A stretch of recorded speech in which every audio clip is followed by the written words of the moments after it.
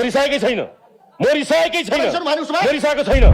तपाईले उहाँलाई धेरै पात्रमा देख्नुभयो।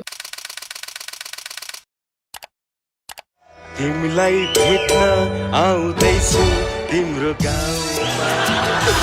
सबै बिहेमा डोली चढ्छन्, म भैँसी चढे। 75 वर्षपछि पनि बच्चा जन्माउन सकिने। दाजु नमस्कार, भाउजू नमस्कार। आज त बाटोमै भेट हुनु भएछ, त्यो पनि पैदल। हुन त तपाईँहरूसँग बाँकी रहेको दल भनेकै यही पैदल मात्रै हो।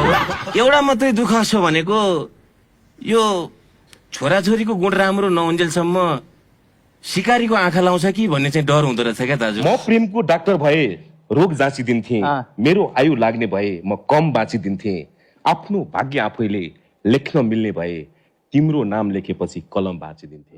तर यो पटक इन्ट्री हुँदैछ हरिको।